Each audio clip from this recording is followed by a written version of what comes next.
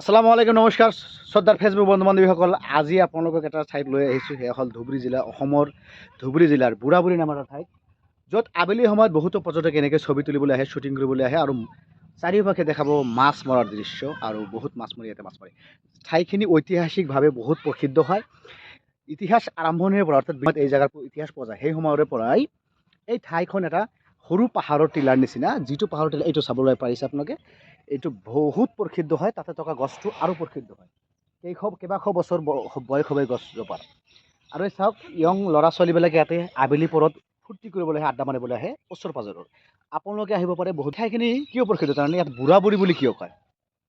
শিৱ আৰু পাৰ্বতীৰ থান বুলি বহুতে ধাৰণা কৰিছে, ইতিহাসবিদসকলে ক'ব খোজে।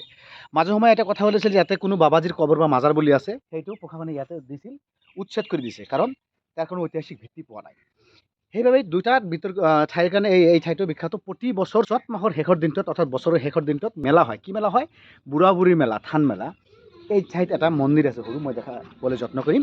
তাৰ আগত মই এই চিনাৰিটো আপোনাক দেখাবলৈ যত্ন কৰিছোঁ যে চাওকচোন কিমান ধুনীয়া পানী। এই গোটেই ঠাইখিনি এটা সময়ত লেণ্ড আছিল। এইফালে আছিল নদীটো, এইফালে, আৰু এইখিনি গোটেই মোৰ হাতে হাতে এইখিনি গোটেই প্ৰায় 4,000 বিঘা মাটি, বেছি হ'ব, মোৰ দেন 4,000 বিঘা মাটি ভাঙি গৈছে নদীত। আৰু এই মানুহখিনি অচিনাকি মানুহলৈ ৰূপান্তৰিত হৈছে। ক'ৰবাত ওচৰত আছে, ক'ৰবাত দূৰত আছে, বাট ভাৰতবৰ্ষৰ বিভিন্ন জেগাত গৈছে তেওঁলোকে। আৰু কালৰ ক্ৰমত তেনেকৈ অচিনাকি লোকৰ সৃষ্টি হয় সৌন্দৰ্যযুক্ত নাগৰিকৰ। মই আপোনালোক দেখাবলৈ যত্ন কৰিম। নেক্সটটো, এই ঠাইখন এটা কি, এই যে কাৰুকাৰ্য মেচিনবিলাক দেখা পাইছে, এই ঠাইটো এটা একচুৱেলি ইটছ এ অৱশিষ্টাংশ হয়। আমাৰ প্ৰয়াত প্ৰাক্তন মন্ত্ৰী আফজালুৰ ৰহমানৰ প্ৰচেষ্টাত এটা ইৰিগেশ্যন বা জলসিঞ্চন প্ৰকল্প আছিল। আৰু জলসিঞ্চন ইৰিগেশ্যন কাম ইলেক্ট্ৰিচিটি উৎপন্ন কৰিব পৰা কেপাচিটি ইয়াতে আছিল আপোনাৰ। এই চাওক, পাইপবিলাক দেখা পাইছে, পাইপবিলাক দেখা পাইছে। এই হিন্দু ধৰ্মাৱলম্বী মানুহবিলাকে চ'ত মাহৰ শেষৰ দিনটোত ইয়াতে পূজা পাতল কৰে। দিছ ইজ দ্য টেম্পল, আপোনালোকে চাব পাৰিছে। আৰু এইটো পাথৰৰ পূজা কৰা হয় স্পেচিয়েলি। এই পাথৰটো জিন্দা পাথৰ বুলি কোৱা হয়। ইয়াৰো বহুত ইতিহাস আছে, বহুত কাহিনী আছে। কবুতৰ, পাৰ চৰাই দিয়া হয় ইয়াতে। আগত খাহী বা পঠা ছাগলী দিয়া হৈছিল, এতিয়াও দিয়া হয় চামটাইমছ, সদায় নহয়। আপোনালোকে দেখিবলৈ পাৰিছে, এই মাছ মাৰিলে, মাছ ধৰিলে চাগে। লেটছ চি মাছ ধৰিলে চাগে। দিছন মাছ মাৰে, মাছ আছে। লাইভ দেখাইছোঁ মই, লাইভ দেখাইছোঁ মাছ লাইভ দেখাইছোঁ। ইছ চিতল কৰিছে বেছ নেকি? যে সুধিবাচোন মাছটো বিক্ৰী কৰিব নেকি? দাদা, মাছটো বিক্ৰী কৰিব? ঠিক আছে, মাছটো আমি ল'বলৈ যত্ন কৰিম। লোকেশ্যনটো মই এটা জেগা দেখাইছোঁ। এই যে মই আহিছোঁ, এই ঠাইখিনি হ'ল নদী। মোৰ সোঁহাতে এইটো নদী। এই যে ল'ৰাটো বা মানুহজন থিয় হৈ আছে, এইটো ৰাস্তাৰ নিচিনা বনাইছোঁ কোনোমতে আমি বাৰিষাৰ সময়ত। আৰু এইটো নদী, অৰ্থাৎ 10 মিটাৰ জেগাও নাই, বিল' 5 মিটাৰ জেগা ইয়াতে আছে ভাঙিবলৈ। এইবাৰ বাৰিষাত ভাঙিবলৈ লৈছিল। এইবিলাক গভৰ্ণমেণ্টে স্কিমেৰে কিবাকিবি প্ৰটেকশ্যন দিবলৈ যত্ন কৰিছে, বাট পৰ্যাপ্ত নহয়, অলৰেডি ভাঙি গৈছে। গোটেইখিনি মানুহ, গোটেই এলেকাখিনি এনেকৈ ভাঙি মানুহখিনি বিভিন্ন জেগাত স্থানান্তৰ হৈছে। আৰু মই এতিয়া লৈ যাম মন্দিৰৰ কাষে কাষে। মোৰ বন্ধু SM বাবুল, মোৰ দৰ্শকক অলপ হাই কৰি দিব আৰু লাইক কমেণ্ট কৰিবলৈ ক'ব। Hi, please share the video' and like comment and follow'. আৰু এইবাৰ নতুন বছৰৰ পিকনিক ইয়াতে হ'ব। এইটো মন্দিৰটো, যিটো মন্দিৰৰ কথা মই সিফালৰ পৰা দেখালোঁ, মন্দিৰৰ সিফালৰ নদী, এই নদী দেখা যায়। লেটছ চি হিয়াৰ, দেখা গৈছে নদী, এই নাও গৈ আছে। আৰু এইবাৰ দেখাম নদীৰ দৃশ্য। এই নদীৰ দৃশ্যটো বৰ মনোমোহা। আমি সৰুতে বহুত আহিছিলোঁ ইয়াতে। আমি সৰুতে বহুত আহিছিলোঁ এই ভিডিঅ'টোত। এই চাওক, শ্বুটিং চলি আছে। নাজানো কোন ব্লগাৰ, কোন ৰিলছত এই শ্বুটিং চলি আছে। অ'কে,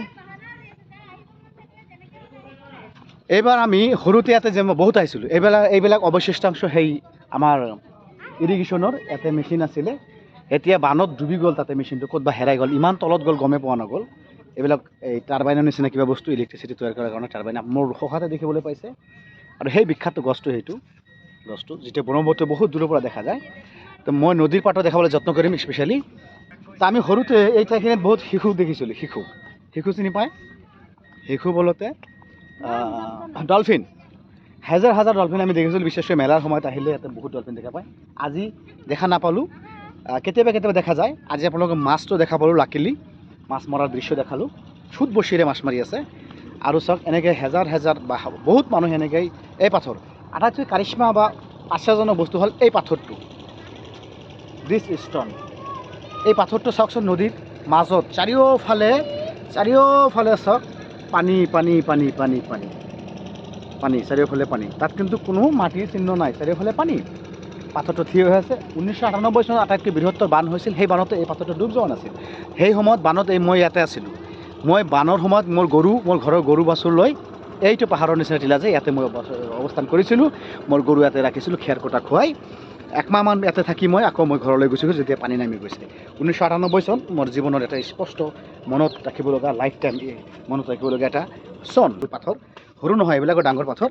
এই পাথৰসমূহো আপোনালোকে জুবিন গাৰ্গৰ শেহতীয়া এটা চিনেমা বনাইছে ৰৈ ৰৈ বিনালে, তেনেকুৱা এটা পাথৰতে বহি আমাৰ মৌচুমী আলিফা আৰু ৰাহুল বা আমাৰ মৰমৰ জুবিন দা এনেকুৱা এটা পাথৰত শিলত বহি তেওঁলোকে শ্বুটিংটো কৰিছিল। এনেকুৱা মইতো ভাবিছিলোঁ বুঢ়াবুঢ়ীতে কৰিলে নেকি শ্বুটিংটো। সেনেকুৱা এটা গছ আছে, এনেকুৱা এটা কেইবাটা পাথৰ আছে, সৰু সৰু নাও ৰখা আছে। আৰু মই ঘূৰি ঘূৰি মোৰ আগৰ জেগাত আহি পালোঁ প্ৰায় 30 ছেকেণ্ড। এটা কথা কৈছোঁ, আপোনালোকে অসমৰ বিভিন্ন ঠাইৰ পৰা আহিব পাৰে। গোৱালপাৰা যে লক্ষীপুৰৰ ভাটিত আপোনালোকে আহি PWD ৰাস্তা আছে, মোটামুটি ৰাস্তা ভাল। আহি পেলাই গাইবান্ধা বা ধুমুৰঘাটেৰে আপোনালোকে ৰাইট চাইডে লৈ ল'ব। চিধা উত্তৰত মেজাৰটেৰী বজাৰৰ ওচৰত বুঢ়াবুঢ়ী। আৰু ধুবুৰীৰ পৰা আহিলে নাৱেৰে আহিব লাগিব। লাষ্টত আহি পেলাই ইয়াতে সামৰণি মাৰিছোঁ। ধন্যবাদ। আপোনালোকে অনুগ্ৰহ কৰি এই ভিডিঅ'টো যদি অকণমান ভাল লাগে শ্বেয়াৰ কৰি দিব আৰু আপোনালোকৰ বন্ধু বান্ধৱীক দেখাবলৈ যত্ন কৰিব। আৰু এইবাৰ নতুন বছৰৰ পিকনিক ইয়াতে হ'ব ধুম ধামাকা। জয় আই অসম, জয় জুবিন দা।